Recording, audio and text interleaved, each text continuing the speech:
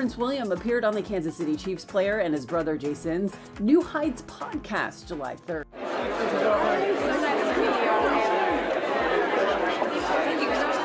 The real match made in heaven would be for William and Kate to be among Taylor and Travis's 1,000 guests. Prince William says he might be attending Taylor Swift and Travis Kelce's wedding. During an appearance on A-list celebrities like Tom Cruise, Mila Kunis, and Ashton Kutcher to members of the royal family.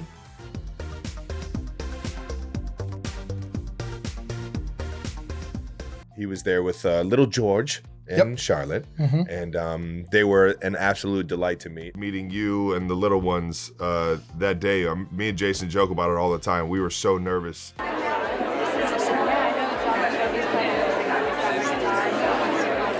26 when he declared on Heart Breakfast, "I'm hoping and I'm sure there might be an invitation around, but we'll see." tweet during her Wembley Stadium show in June 2024, with them later snapping pics with her and Travis. By taking his children to watch the global superstar perform. And they even got to meet Taylor after the show.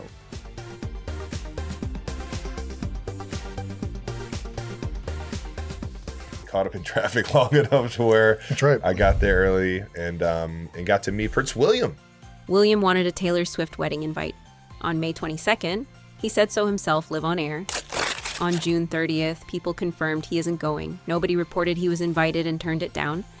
Nobody reported an invitation ever arrived at all.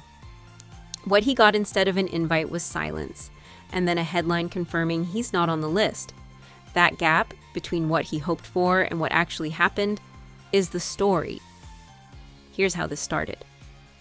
On May 22nd, William sat down on Heart Breakfast with hosts Jamie Theakston and Amanda Holden. He asked them to play Taylor Swift's new single, Opalite. That alone got people talking. Then Holden pushed further. "Have you got an invite to the wedding?"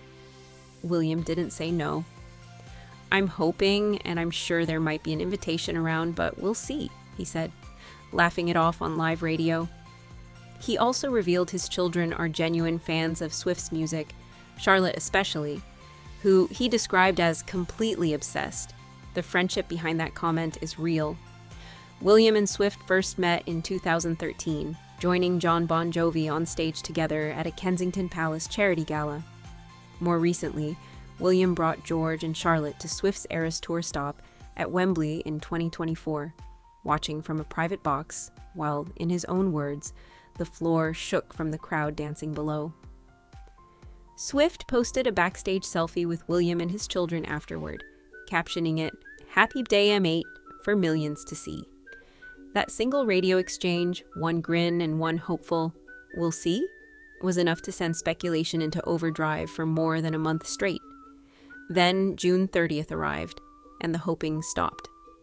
People's exclusive report confirmed William and Catherine will not attend Swift and Kelce's wedding, reportedly set for July 3rd at Madison Square Garden, though the couple themselves have never confirmed a date or venue publicly. What we do know, according to multiple outlets, is the scale of the event William hoped to be part of. Reports describe a guest list running past 1,000 people, with security measures reportedly built specifically to prevent leaks. Down to invitations, some coverage claims were designed to trace exactly who talks to the press if details get out early. That is the size of the room William asked on live radio if he might get to stand in. No outlet has reported why he didn't in any confirmed sense. No palace statement has been issued. What multiple outlets have done instead is speculate. IBTimes UK reported the couple has chosen to remain absent and floated reasons. Senior royals generally avoiding events where their presence would overshadow the host's ordinary scheduling, and Kate's well-documented recovery this past year. That is informed speculation from a named outlet, not a confirmed reason from the palace, and it is worth being precise about the difference. What is confirmed is simpler and sharper. William asked on live radio in front of an audience whether he had an invite. He didn't get a yes. 5 weeks later, the answer became official the other way. For a man whose position rarely allows him to want anything in public, that is a small, real thing to have wanted and not received. And then, on the night of July 3rd, it happened without him. The Madison Square Garden marquee lit up with 2 words, "Just married." Taylor Swift and Travis Kelce exchanged vows in front of roughly 1,000 guests, with Adam Sandler officiating, Jason Kelce standing as best man, and Austin Swift as his sister's man of honor. Reports say Paul McCartney shared the stage before the night was over, and the couple marked the day with a $26 million donation to 20 charities. Now look at who was in that room. Selena Gomez, Gigi Hadid, arriving with Bradley Cooper, Emma Stone, Jennifer Lawrence, Hugh Grant, Ed Sheeran, Patrick Mahomes, and Andy Reid representing Kansas City. People who already live inside Swift's orbit, invited without needing to ask on the radio first. Reports suggest William and Catherine aren't even the only notable absence.